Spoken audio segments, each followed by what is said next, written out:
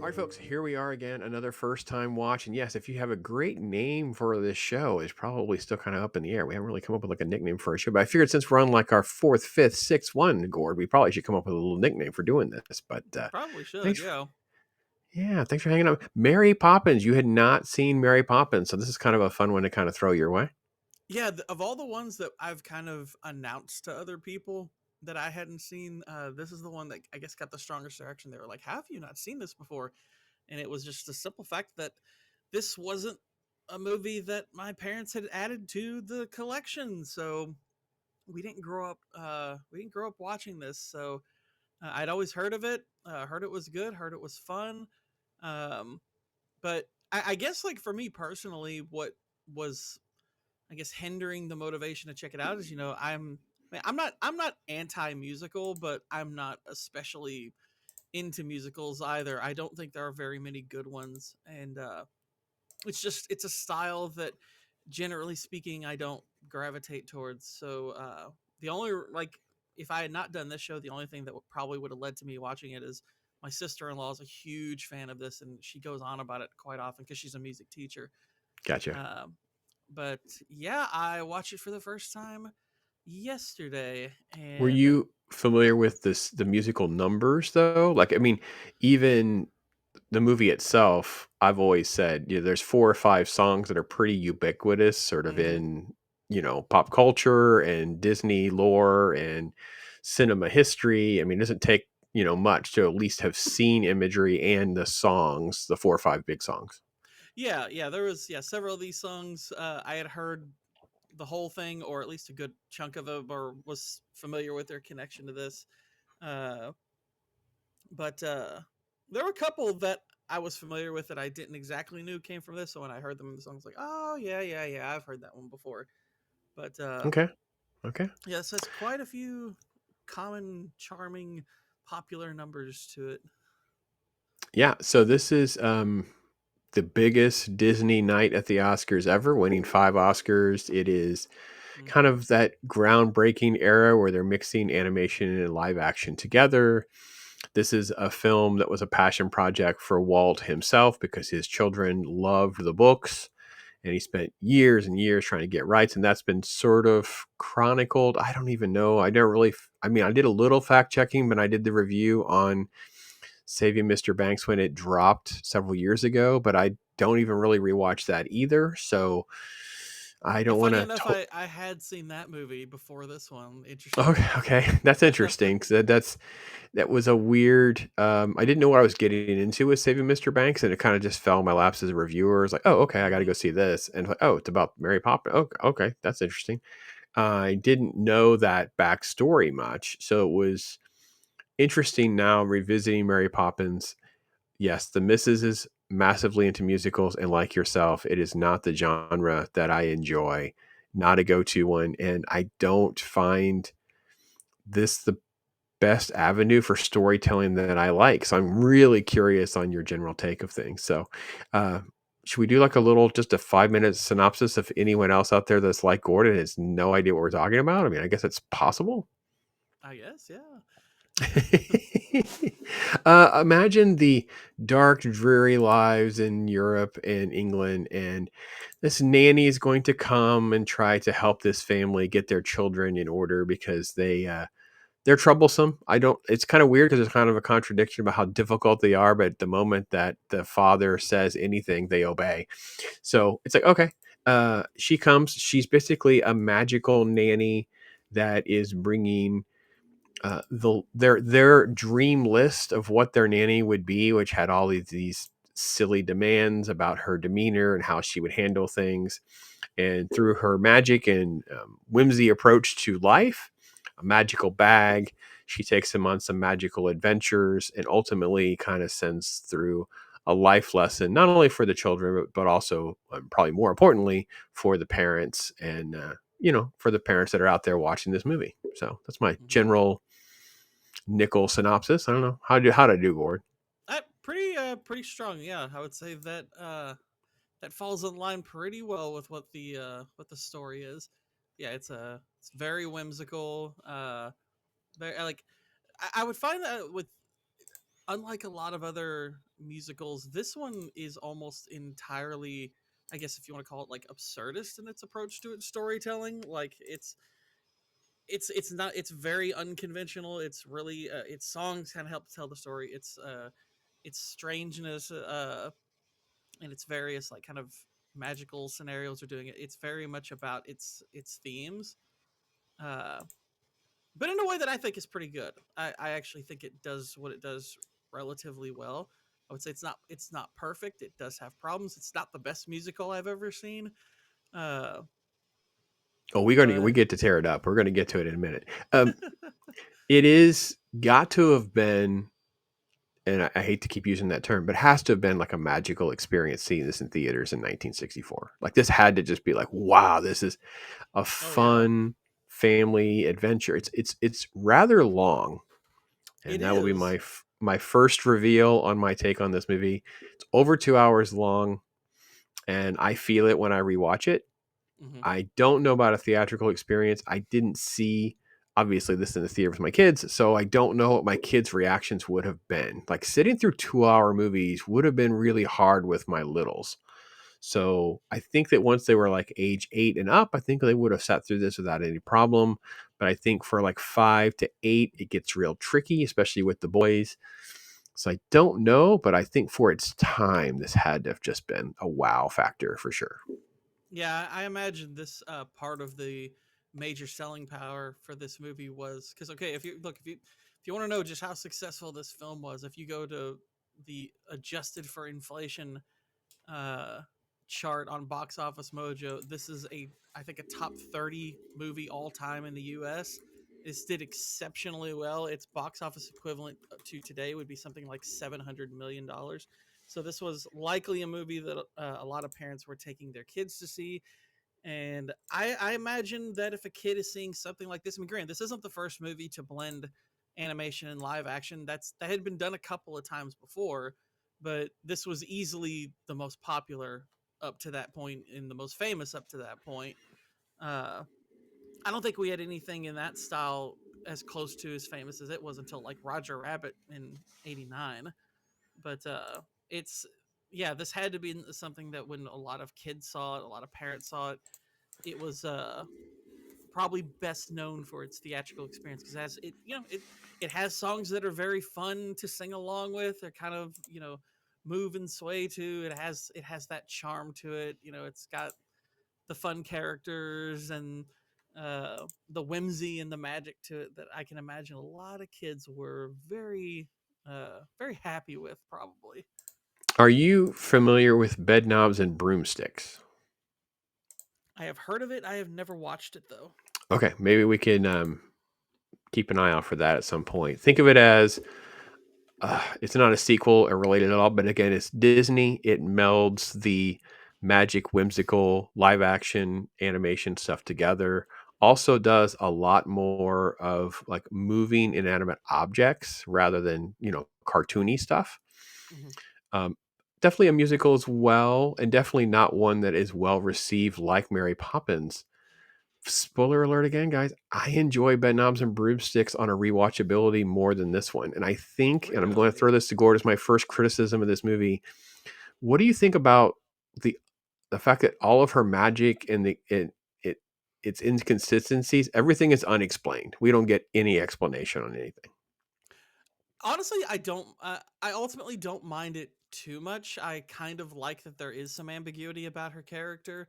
Um, I'd say I think you could argue that it goes a little too overboard as far as like her relationship with the various people. I would have liked more information about how her and Bert know each other, and because I think it seems rather clear that there's some like romantic tension between them, and but exactly like the entirety of her nature being left up to interpretation. I'm like, okay, you probably could have thrown in a little, a few more clues. The magical aspect I'm not especially bothered by, I guess.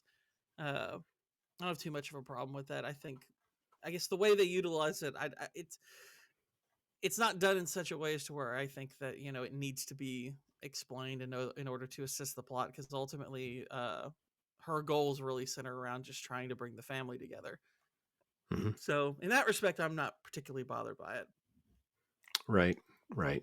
Yeah, I'm definitely not trying to throw the baby out with the bathwater or take away the greatness of the film or what they accomplished with the film, but at the same time, the scene, oh my God, I can't believe all these photos, hundreds of photos of Mary Poppins in IMDb, and I do not see a single photo from Uncle Albert's scene.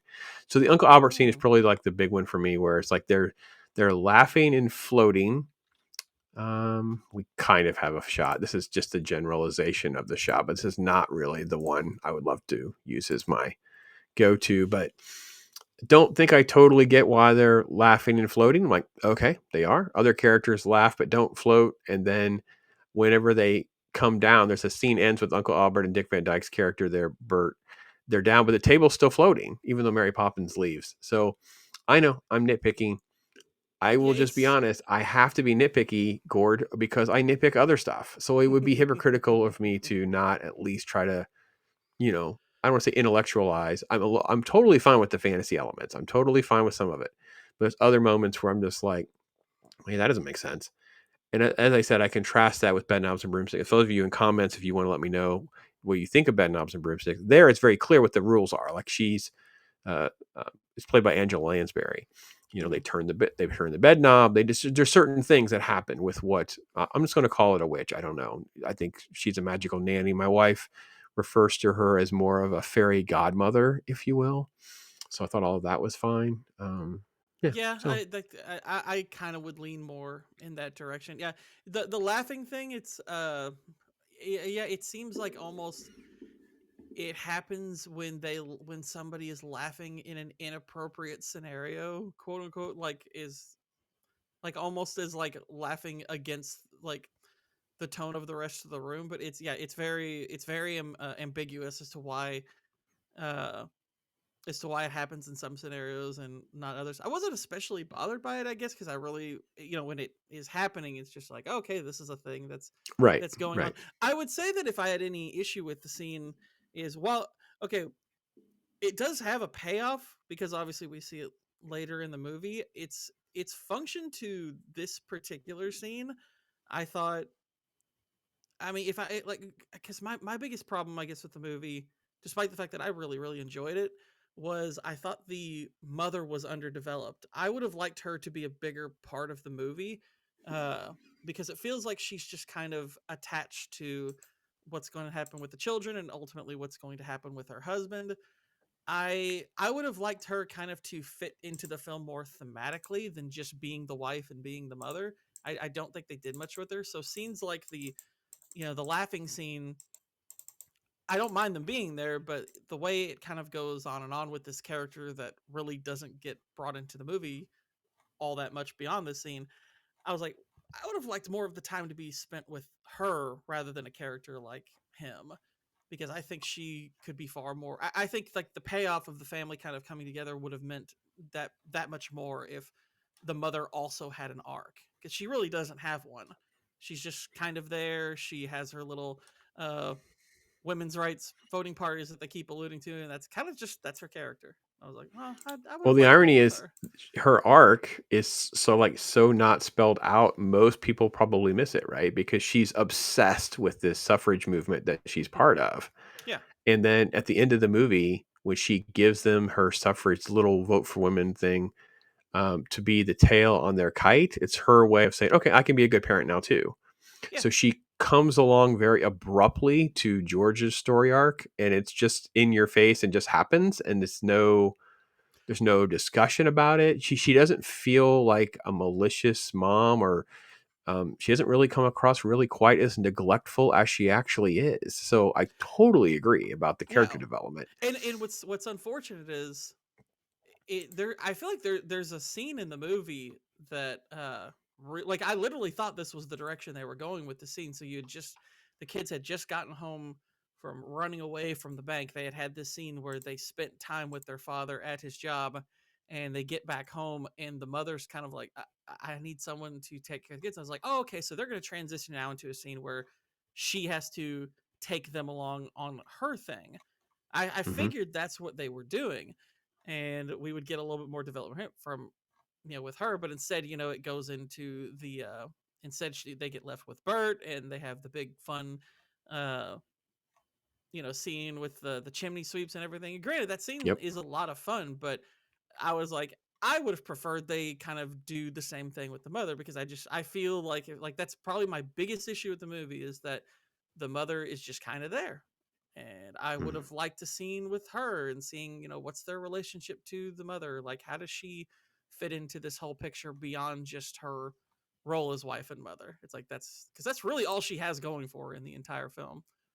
So, Well, just so you guys know, we do love. I mean, look, let's be honest. This is just magical. It is fun. It holds up really, really well. it's We just have a really great funny. time. It's Just like, that's the thing. Like, I've noticed that with a couple of like really well done musicals, like this, and like Wizard of Oz. Going like, I mean, I adore Wizard of Oz, it's one of my favorite movies of all time. But going back to it as an adult, as opposed to when I was a kid and just caught up in the magic of it, Wizard of Oz is really, really funny. Didn't really pick up on that when I was a kid. I didn't get all the humor. This is very similar. I was really impressed with this movie's comedic time, and I was mm, laughing quite a bit watching this. So yeah, I was like, I especially almost feel Bert, like that's, right? I mean, Dick Van yeah, Dyke as Bert is definitely the he's best fantastic. part of this movie for me. I mean, I not trying to take anything away from Julie Andrews and Mary Poppins. I get it. She's played a lot more straight laced and kind of, even though she's not mean to the children, in a lot of ways, she's sort of like very passive aggressive towards them I mean, and manipulating them. Bert is just fun, man. Bert is great. And then he when the is a lot heart of comes fun. out, oh, it's so good. Like, I kind of do think, like, I like Mary Poppins's character the most, but I feel like what's interesting to me is Bert kind of has the most important conversation in the movie with the father. Like, it's Yes. genuinely, well, actually it's the two most important conversations, because he has the conversation with the father near the end that kind of turns him, and what probably to me the most moving scene in the movie is where he's telling the kids, like, and I was Who takes really care of your appreciative of dad? this fact, like, who takes care of your dad. I was genuinely moved by that part. So I was like, Hmm. wow, I was like, I love the fact that even though there's this kind of divide between the parents, or particularly the father and the kids, they're not really demonizing him. They're just showing, Right. it's like he's a father, this is his position he's in, and he's the one who has to kind of, suck it up and keep going forward, and that's sort of the role. It's like, who's looking out for him, and he's trying to teach the kids that they need to appreciate him more. So, while, like, I think Julie Andrews is magnificent in this movie, it's one of the better female performances I've seen. But I have no problem figuring out why somebody would prefer Bert's character, because yeah, he is so much fun. Dick Van Dyke's charisma is just absolutely, like, ratchet up to a 10. He is so much fun in the movie, and like I said, he has the two, I think, most important moments in the movie. He's really, really good in those. Yeah, and I think that, like you said, this heart to heart with the kids and the heart to heart with George about being a father, and not just, hey, listen, you're a bad dad, but he kind of like metaphorically just kind of works itself in there Hmm. for its time. It had to be just a great conversation for the audience, right? It's such a great way, because today it comes across as so lectury and so mean spirited, and this is not like that. This is actually, it feels so genuine and caring. Like, you have these great kids, dude. Don't you just kind of see you're just missing out a little bit? That's all. You're just missing out. Yeah, yeah, So and it's well, and one of the things I really liked was, because every uh just about every musical ends up having one or two songs that really resonate as kind of the primary theme of the movie. And so when you're first seeing, like, the song, like the Spoonful of Sugar song, I was like, okay, that's a cute, charming little song. It's not hard to discern the message, but it kind of becomes the ongoing theme of the movie, is that, mhm. yes, life is very hard, but the quote unquote spoonful of sugar, it's like, that goes to take much deeper meaning. And the way he starts to kind of work that into his conversation with the father, I was like, wow, really, really well done. I really Mhm. like how they incorporated that thematically into that conversation. It's such a nice moment. And like you said, it's not trying to be preachy. It's the kind of reminder that you could see just about any parent or kids needing, that, it's appreciation of the people you love and not taking them for granted can go a really, really long way and can kind of be that quote unquote spoonful of sugar for facing a hard day. Is because you've got people around you who love you and who are looking out for you. Does it surprise you? I mean, I guess one of my big surprises with this movie because of the superfracalifragilisticexpialidocious song, "A Spoonful of Sugar." There's so many songs, but the fact Right. that the Chim Chimery song is the one that won the Oscar, does that shock you or surprise you? I mean, as far I mean, it's I do think it's the best like musical number in the movie. Hmm. Hmm. It's not the best song, I would say. Like that, I Yeah, guess I that does know. surprise me a little bit. It's not the song that stands out. I'm not It's surprised it the won an Oscar because it's probably better than anything else that year, but it's not the best one from the movie, I would think. That's what I thought too. I feel like it's the best maybe performance and musical number of the movie, but not necessarily the best song. And I think that would be the case if we polled people best songs from Mary Poppins. Many of the other ones would probably get a lot of votes, and even those would be a big vote getter. I don't think it would be Mhm. the best one. I was just surprised. Yeah, I So, would think it would probably in this movie rank something like third, maybe. hmm. I mean, in which granted you could even make an argument that that would be more of a product of people's association with the performance aspect of it.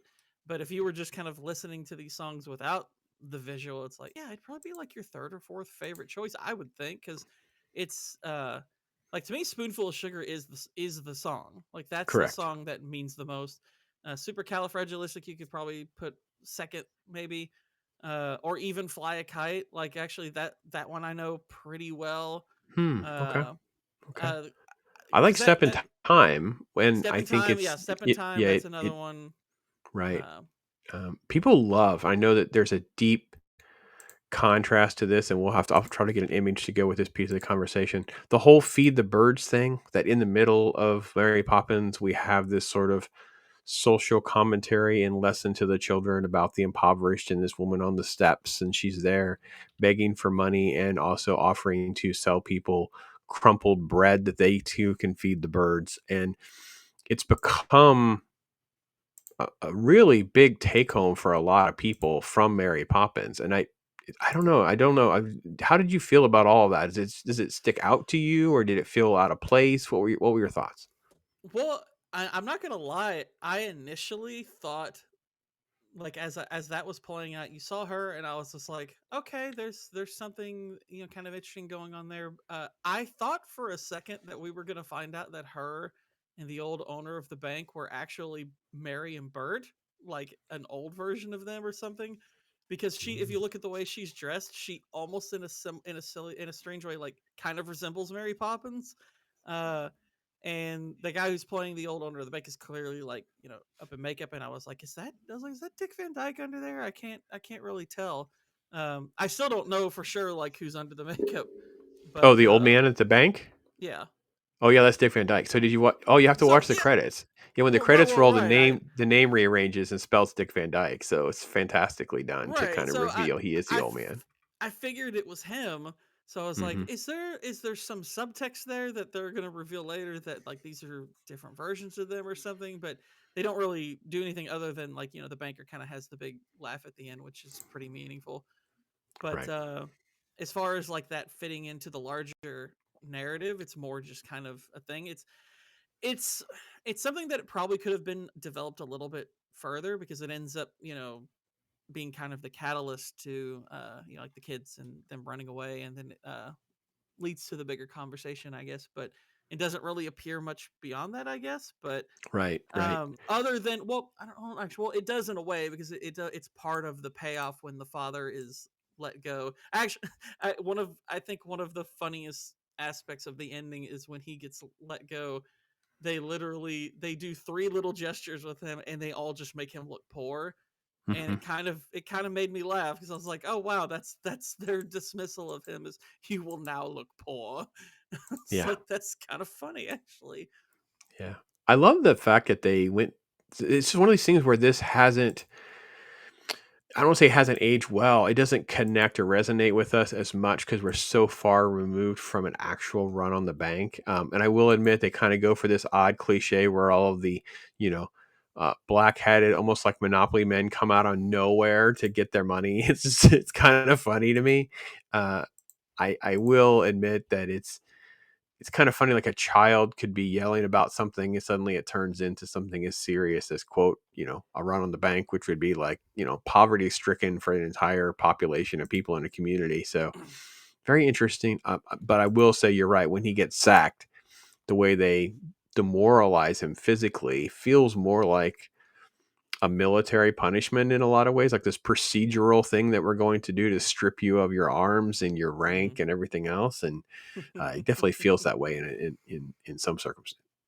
Yeah, yeah, yeah, it's like as far as like how the whole like the chaos at the bank like ensues, like it kind of is just like, oh, this is where we're going. It's like, okay, it's very cartoonish in the way it sort of comes about, which yeah, it's more or less, I guess, in keeping the in tone with the movie to an extent. Like I guess I'm saying I could see the outcome going that way. How Hmm. it comes about feels a little rushed, like the way it Yeah. sort of snowballs. I was like, probably that snowballing should have been a little bit more uh I guess built up a little bit more, because it literally goes from the two women to pretty much everybody freaking out. I was like, you probably should have like gone like these two women freak out, and then a couple more people freak out. Like almost like you could extend the joke a little bit more, and it might have landed a bit better. But I mean, as Right. far as like the outcome, it's like the outcome's more or less in keeping with the rest of it.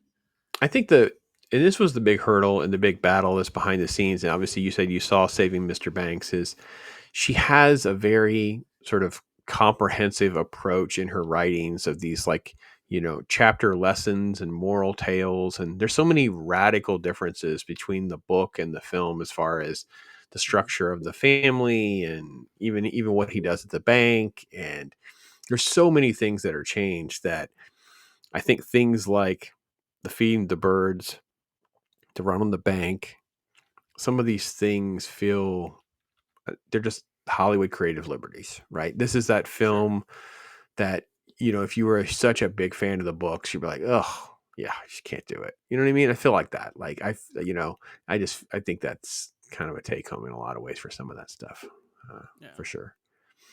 I definitely didn't want to forget getting to, why won't it? There it goes. Okay. So this is I want to just make sure everybody understands. I just love little tidbits of trivia that are always funny to me. The little snow globe was missing for years. I don't know if you look up any trivia or Oh, not. I So didn't someone know. went on an adventure, and a janitor at Disney, had the snow globe because he found it in the trash and thought it was just too pretty to be in the trash. So it was Oh this wow. fun little story about the recovery of the snow globe. So Oh, it showed up in one of those Disney trivia type things that I loved back in the day and have never forgotten. that's The other cool. thing that is pretty cool, I'm trying to get a photo of her on her horse.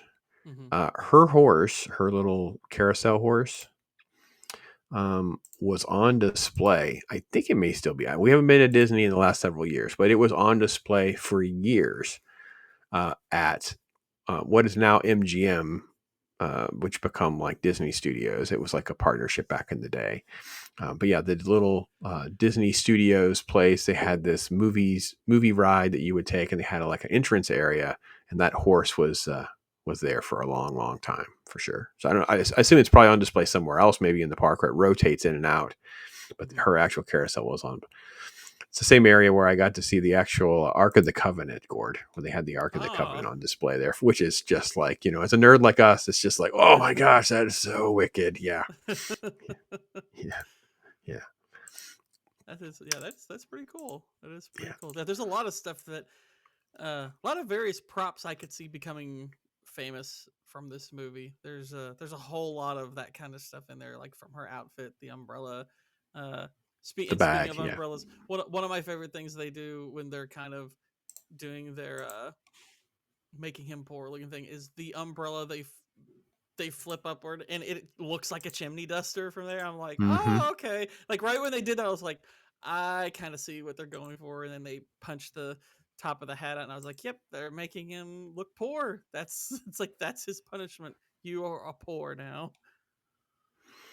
Uh, so what are some of your favorite elements of the movie that you think hold up super, super well? I would say like okay, so granted, like, okay, the special effects they do look pretty dated in a lot of various areas. Like, you can tell, like, they're uh the kids in these scenes, well, I guess the characters and the scenes you see in the background are obviously being filmed at separate times and whatnot. It does stick out a lot. It's not as seamless as later versions we see of, like Who Framed Roger Rabbit's movie, where that holds up extremely well.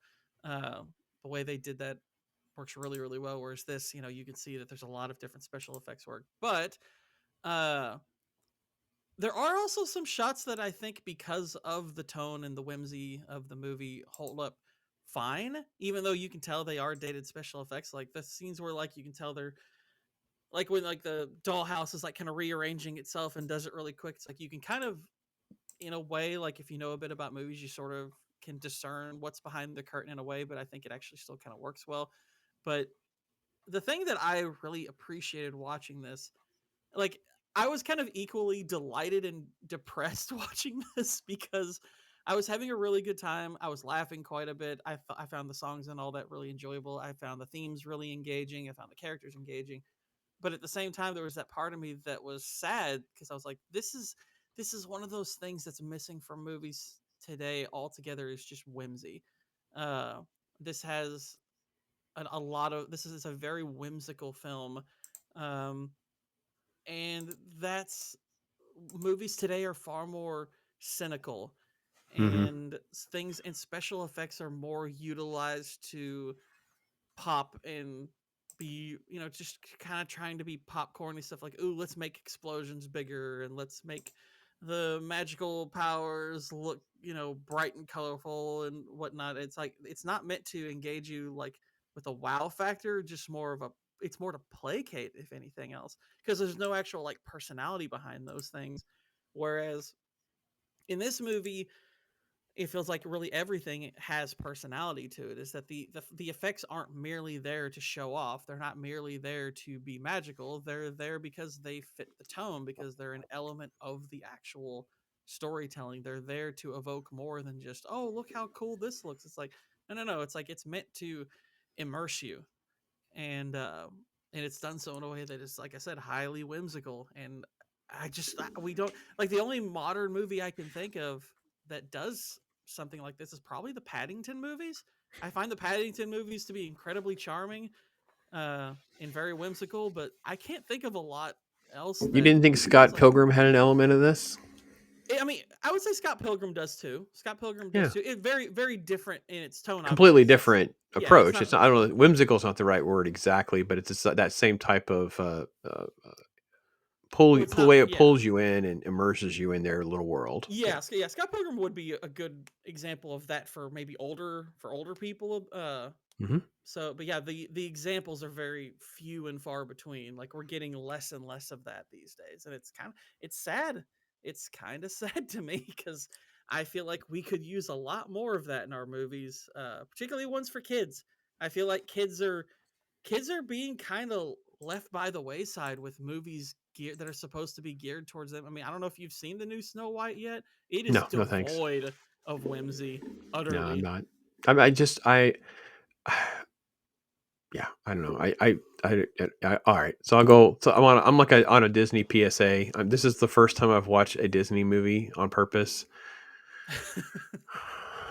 in at least a year. Um, I would think that Tangled has made the rotation because my daughter picked it for the grandkids when they were here, but the Disney movies are kind of like stowed away. They're like in the back of the cabinet. We have a cabinet and you can put some movies in the front and some in the behind it.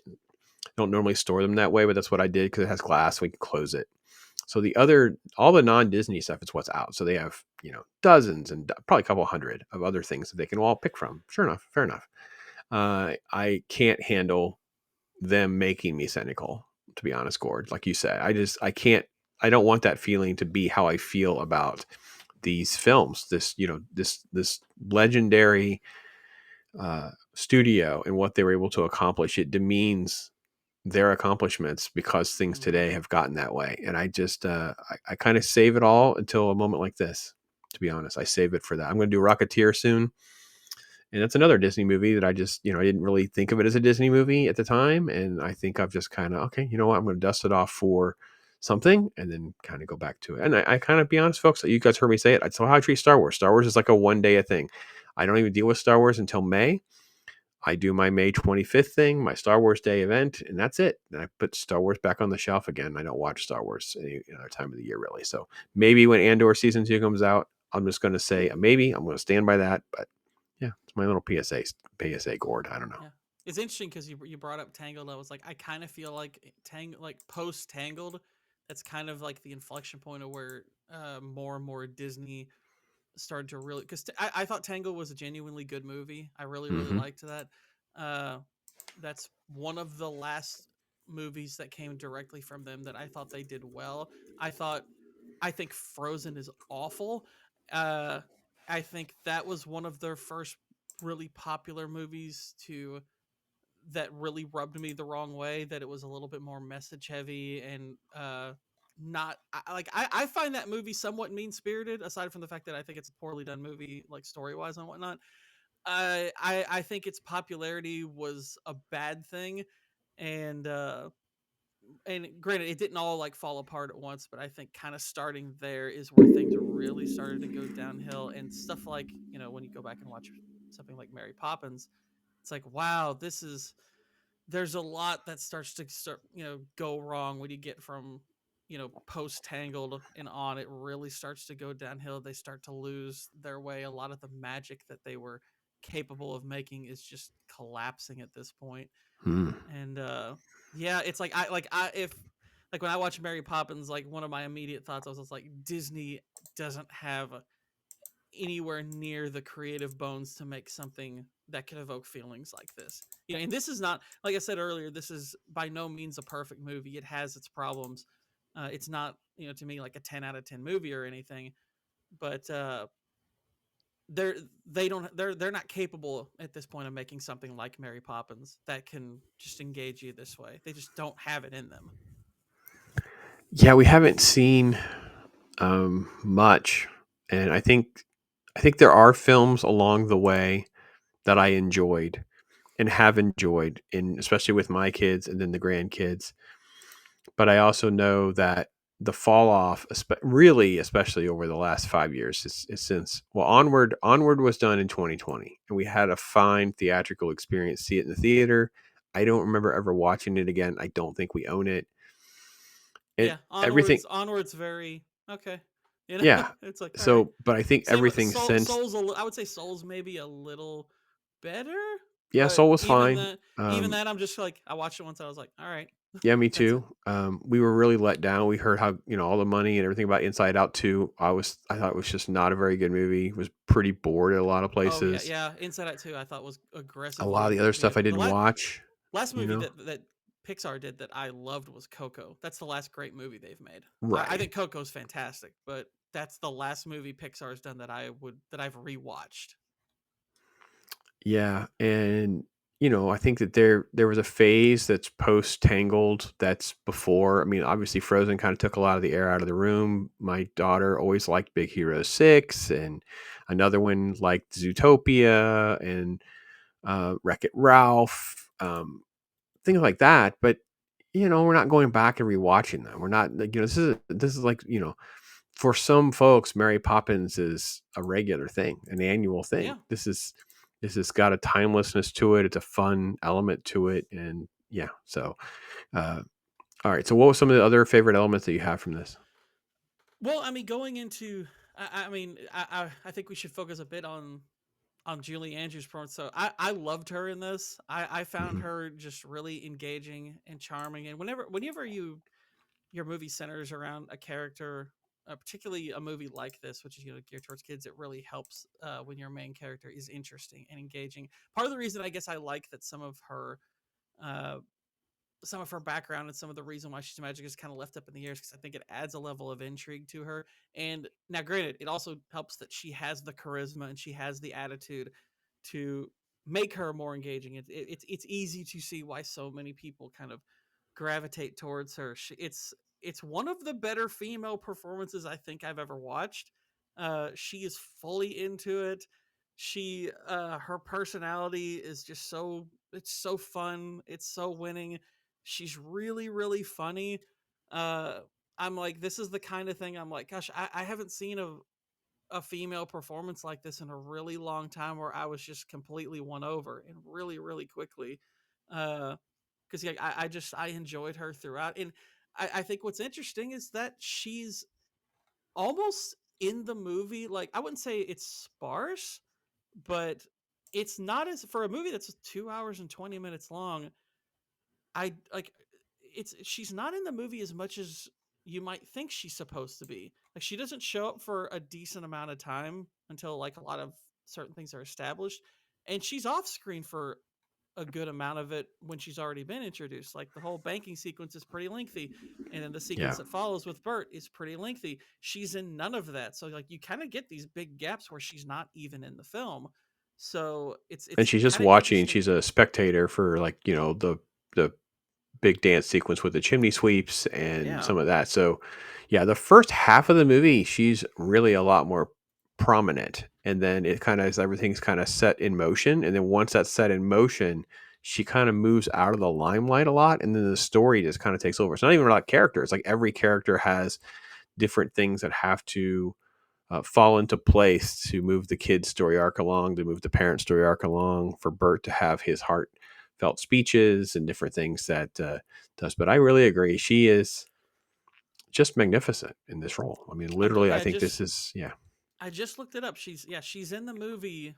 Her screen time amounts to 46 minutes and 37 seconds, roughly a third Wow. of the movie. She's only in a third of the movie, and I'm like, that's and I kind of noticed it, and I was like, I think that's an interesting approach to take with her because I and I kind of wonder if part of the reason is it maybe harkens back to some of the things you brought up about how her magic, if you bring her into the movie too much, her magic might create a bit of a problem because it's like the nature of it. It's like, how do you keep it consistent?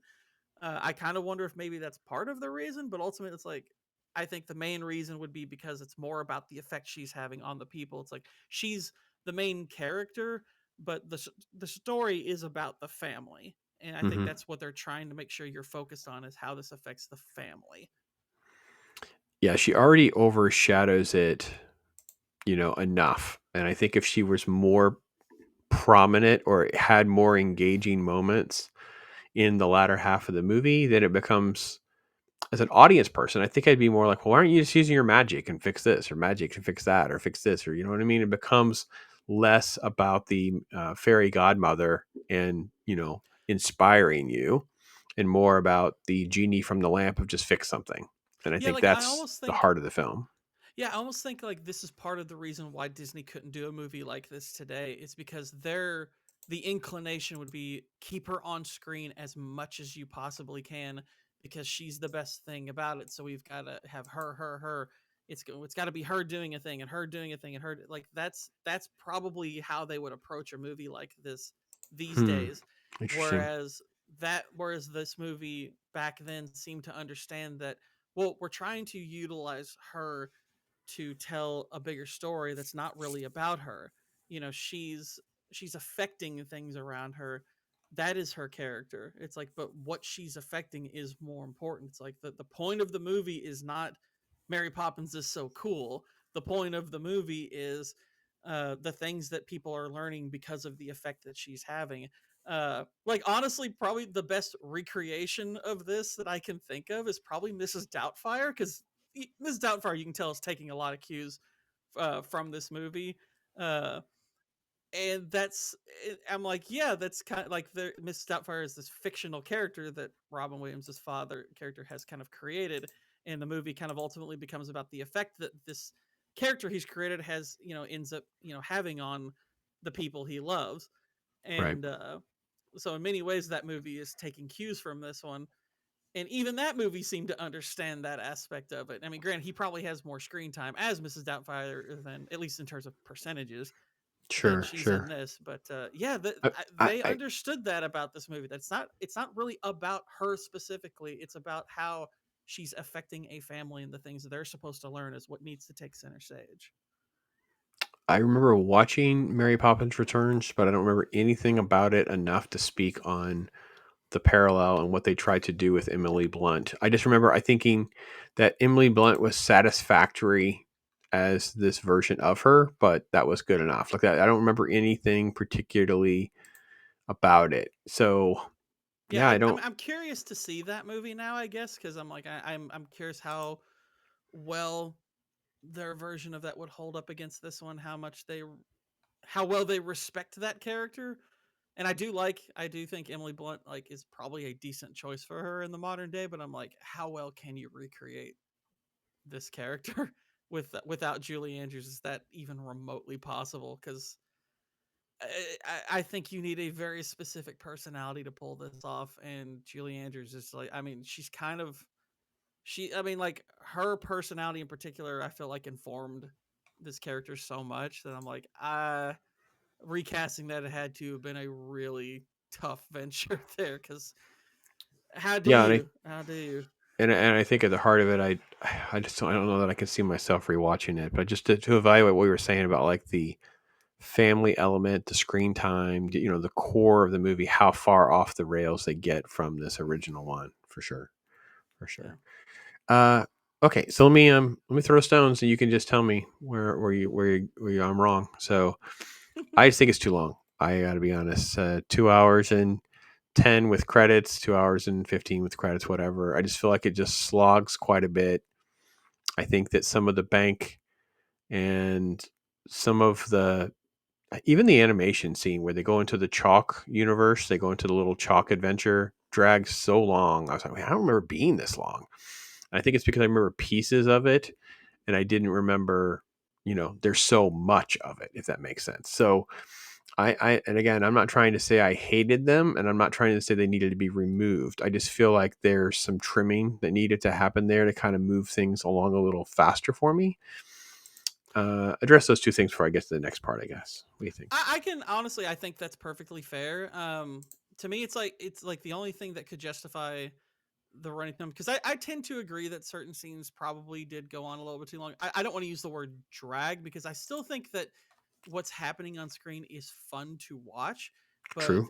Okay. I'm like, yeah, it probably doesn't need to go on that long. And like I said, it's if I guess if the screen time had been used to, like I said earlier, inform the character of the mother more, I probably wouldn't have as much of an issue with it being 2 hours and 20 minutes. But as is, yeah, I'm like, I would argue there probably are some pacing issues that keep it from uh, being on the level of something like Wizard of Oz, which to me, like Wizard of Oz, is next to near flawless. Yeah, it's nearly a perfect for. Yeah, but I think that's where let's say okay. Let's just leave the whimsical chalk adventure, but let's just take 5 minutes or let's trim down 30% of the banking stuff. I mean, there's this long shot where he's walking into like an empty space. It could completely a waste of screen time when we could have had that time to have the mother respond when George doesn't come home. We don't know where George is, to have her throw her suffrage ribbon aside and just being emotional about, I need to find a way to,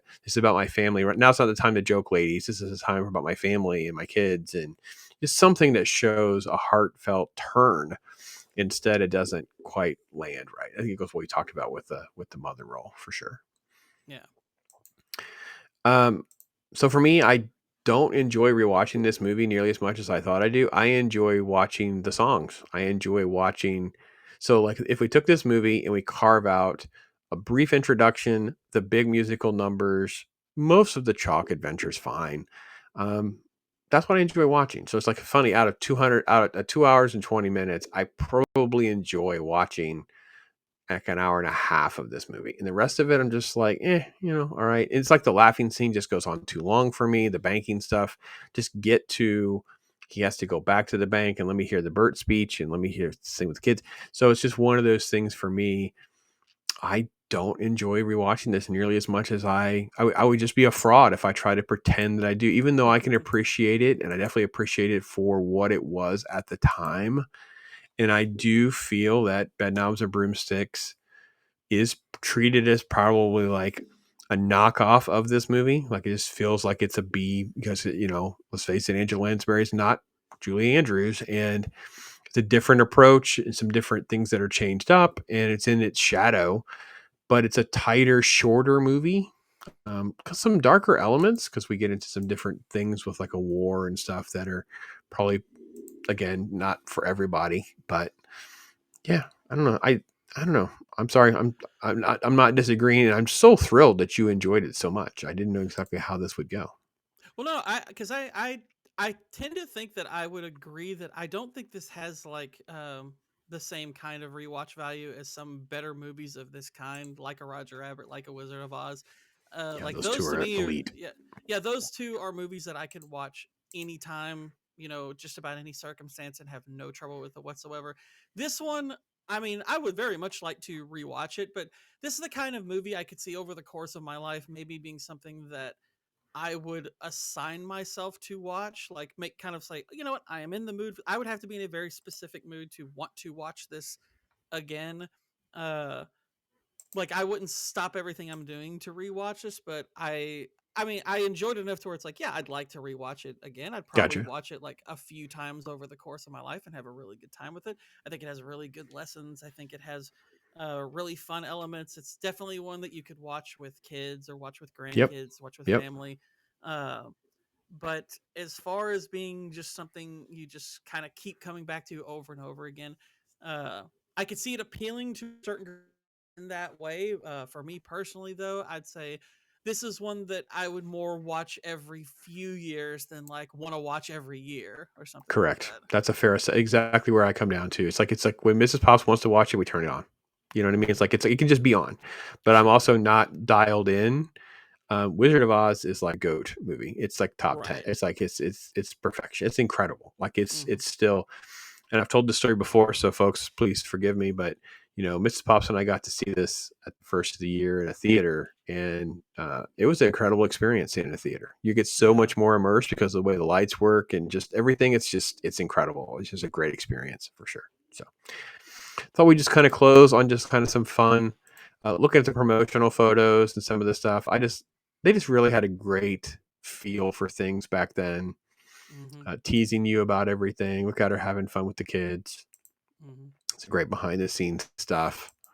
Um, I just really enjoyed some of these photos and some of the different images and how glamorous and beautiful she is. Oh yeah, and also, Class.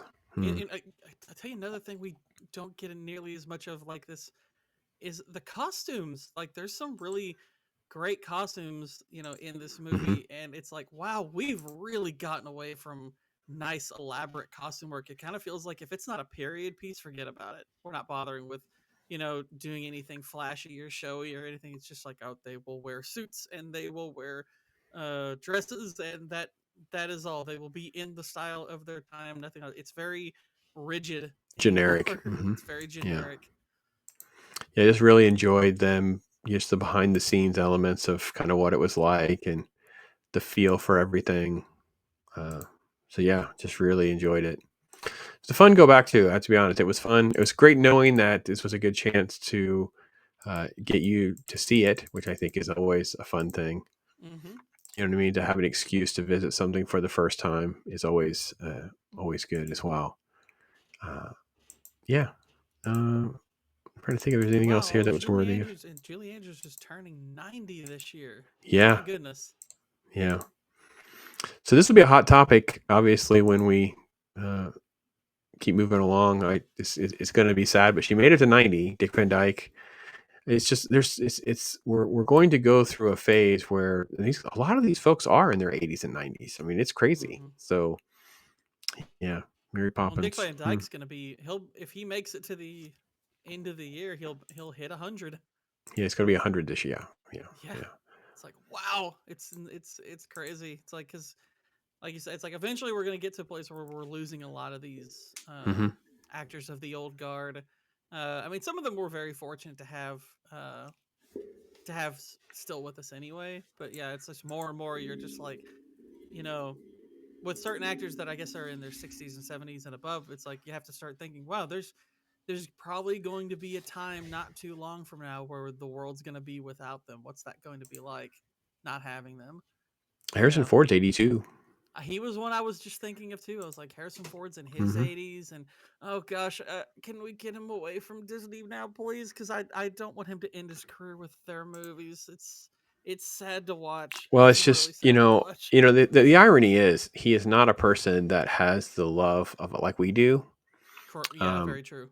Christian Bale's another one too. Like, if you listen to Christian Bale talk about things, he just does not care. Like, he's just not connected to the love of stuff the same way we are. It's like it's a task, and he moves to the different characters, and so I do worry that it'd be the same kind of thing, when he's in his 70s. But it didn't surprise me at all to see that Harrison Ford was game to go back and ruin Han Solo and Hmm. uh, Blade Runner and Indiana. He just, it's fine. Yeah, it's okay.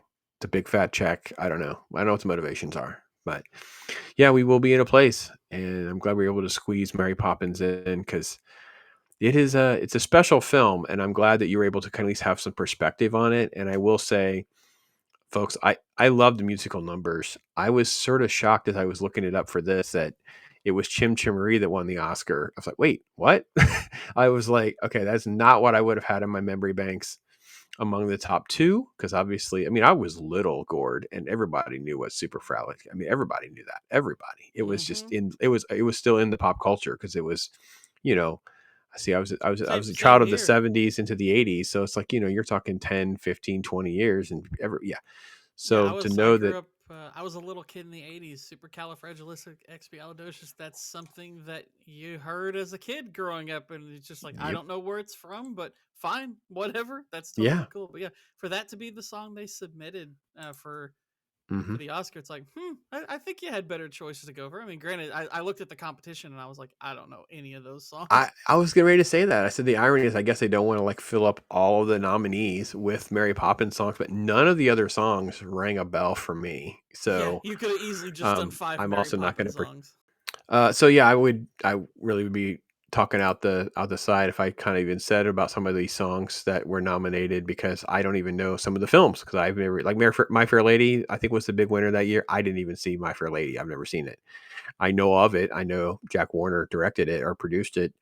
That's about kind of what I know. And yeah, the big songs of that year. Let's see. I'm trying to pull the list up here. Yeah, Beckett, uh, Lawrence Rosenthal did The Fall of the Roman Empire, Hush Hush, Sweet Charlotte, and the Pink Panther. Well, the Pink Panther, obviously, that makes sense. I didn't think that was the same year, but I guess there's probably crossover in that era. But yeah, that'd be the only one that I'd kind of know. But it definitely isn't an Oscar song. So, but Yeah. this seems like it's got 4 or 5 Oscar songs. So, Oh yeah, easily. This could have they could have just said, all right, we'll just submit a new one each year for the next 4 or 5 years, and we'll win every time probably. So this is one of those films where I score very high with a pretty mediocre to lower rewatchability factor. As I always say, it's like a formula. Hmm. So the critical score does take into account things like when it was made and its legacy. And, I get it. I get it. It's an Oscar film. It deserves all those accolades, and it definitely deserves it for its time. So it can be like a 9 out of 10 for me. It can be a strong 4.5, but my rewatchability gets to be very low because, like I said, I feel I don't need to sit through every single moment. I can enjoy these different highlights. And for me, this hour and a half of greatness in there with some stuff that kind of holds it back a little bit. But you're absolutely right about the whimsical elements, the fun, the familyness, and all that. So that's my general take on it. I don't know. What do you think, Gord? Yeah, I ended up writing up a little first reaction review on the Criticalist app. And I'll stand by the score. I gave it an 8.5 out of 10. I think it's a really strong film. It's very fun. It's very warm-hearted. It has excellent songs. It has really, really great humor. I laughed a good amount during this movie. Was having a really good time. Several moments I think are genuinely moving. I think it's performed pretty exceptionally. It's the kind of movie that I very much miss from Hollywood. I wish we would have a little bit more of an optimistic approach to some of our movies these days. I don't mind movies that are dark. Dark movies can be really, really good, but having movies like this that are a little bit more optimistic and hopeful and geared towards bringing the family together and stuff like that is something I would like to see again. I tend to agree. I don't think the rewatch value is like really, really high on this. It's like rewatch value is like kind of on like a 6 out of 10 or something. It's something I would watch every Hmm. few years, not every year. Right. But it does have some fat that easily could have been trimmed off to make it tighter, or at the very least, they could have utilized some of the time more to, like I said, flesh out the character of the mother. I think if they had done that, then the movie would have definitely scored higher for me because I I really do think they waste her. But other than that, yeah, I had a really great time with this. I'm really glad that I have finally watched this, and I will. I know I will rewatch it at some point because it was a really good time. I liked it a lot. I don't think we'll do a whole show on it, but make sure you do let me know personally what you think of the Mary Poppins Returns. Because I got a feeling you're going to be scoring it pretty low, but you can feel it's not the worst thing in the world, but you feel like it just there's no way it could hold up with the giant shadow that this movie casts. Like it's just yeah, it's insane. Yeah. So I mean, yeah, yeah, I did like Saving Mr. Banks. I thought that was a solid movie to watch. I thought it was interesting. I'm curious what I yeah, would think of watching that now, but yeah, yeah. as far as watching this movie, I was like, yeah, I can see why you would want to make a movie about the making of this movie. I can see why it was such a seminal moment in Oh, there's a lot of film. backstory to it for sure, Yeah. folks. And it was Well, folks, it make was sure their you do. I Go was ahead. just going to say it was their biggest movie up to that point. Oh yeah, by far. So, um, yeah, but folks, make sure you check out the description there. Gord's on every Monday with the old MMM over on Canoli's channel. Gord, what's the rest of your schedule kind of look like? My next live show is going to be MMM. We are going to be talking Sin City this coming Monday. We got a really cool panel to discuss what's probably the best movie that Robert Rodriguez has directed. Uh, really, really interesting, really well made film. And I do have a couple of scripts for videos that are in the works. Was in a bit of a creative lull recently because we're in that slow period of movies, and I've been kind of rethinking like my approach to certain things. But I have some stuff that I am working on right now as far as videos are concerned. So be on the lookout for those. All right, I'm making a note to have that link there for Canoli's channel and show because by the time folks are seeing this, that's probably already published. Be interested to see Yeah. that. So, yeah, I'm interested to see what the take is on Cincinnati. I can't be there for that. My schedule's got me on, a big time change difference. I can't be there for those. I've always had a kind of an odd feeling about Sin City and 300 because they both get a lot of love, and yet they actually just adapted the comic book nearly like as a storyboard, like they should. And I don't know that the directors deserve as much credit as they get. Just to be honest, Well, I've always well, loved them both, but yeah. yeah, At very least, to Robert Rodriguez's credit, he understood that, and which is why he put Frank Miller down as co-director. Whereas yes. I think Zack Snyder just that's like I see 300 as more just an okay movie. It's fine. I don't think it's anything special, but Sin City, I'm like, Sin City's pretty well done. It's pretty Yeah, well it's funny done. you say that because I've always said we did a talk hard on 300, and I said I think the legacy of this film is bigger and grander and greater than the film itself. Like its I legacy, completely agree. yeah, its legacy and its impact on culture and inspiring, masculinity and camaraderie and a military vibe and its legacy is way bigger than the quality of the film itself. But it was Yeah. also kind of a game changer for its time. Like I'm not gonna Oh, sure. lie that Yeah. it was I think I went into 300 like, oh man, I love Frank because I'm a Frank Miller nerd. Like so for me, I knew the source material. So I went in, I was just, oh, this is wicked. I by no means thought this was going to make a ton of money.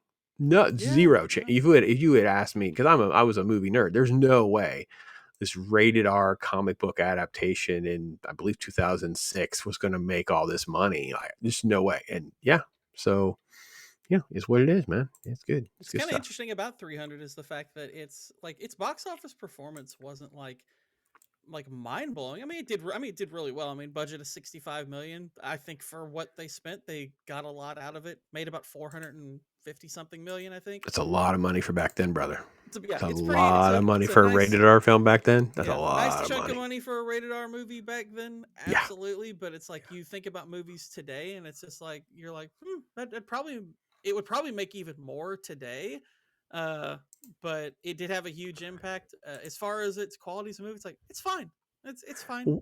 Wonder if 300s had re-releases in the theater if it's got the old Fathom event run or something, because that would probably get a good turnout. That seems like a very solid, fun experience to see it in the theater. So, Yeah, yeah, it yeah, was fun to see in the theater. I liked watching it in the theater. It was yeah. pretty fun. Sin City felt about right. Like I got to be honest, when saw it in theater, loved it. Again, knew the source material. Felt like it made was it wait to make 150 or so, probably. I think it's a 3X movie. I think it was made for Since 50 and made 150, something like that. That sound about right. That sounds about like its budget was actually only 40 million. Okay, Uh, okay, so I'm a little off. but Okay, yeah, so okay, worldwide, four. worldwide it made about 158, and it was that felt. I think most people going in were like had the impression this is a very hard R movie, which it was. I mean, it is, but I would say like tonally, it's much more R rated than 300. 300 almost, if not for the gore and the nudity, it's like it's not much of an R rated movie. Whereas Sin City, like it's kind of littered throughout. Like Sin City's like I think its violence is a little bit more gruesome uh, because it's not in the context of a battle, so it's Correct. a Yeah, it's little not. It's yeah. non-war violence. Yeah, good stuff. Good stuff. Well, Gordon, my friend, this is always a blast. I look forward to it all the time, folks. Love hearing from you guys. Please let us know some of your thoughts, especially on something where we may have had. I may have had some controversial things and opinions on such a great film, but definitely enjoy them. Hopefully, you guys can understand where my review and my thoughts are coming from. And I think we had a good talk, George. I think we had a really good talk, Gordon. It was really good. So I I appreciate you, agree. man. I always enjoy these, and I like talking these movies that one of us have never seen before. It's always fun. It's pretty fun. Yeah, it is. So, all right, we'll be coming at you here again soon, folks. Make sure you take care. Be blessed. Talk hard. I am Pops.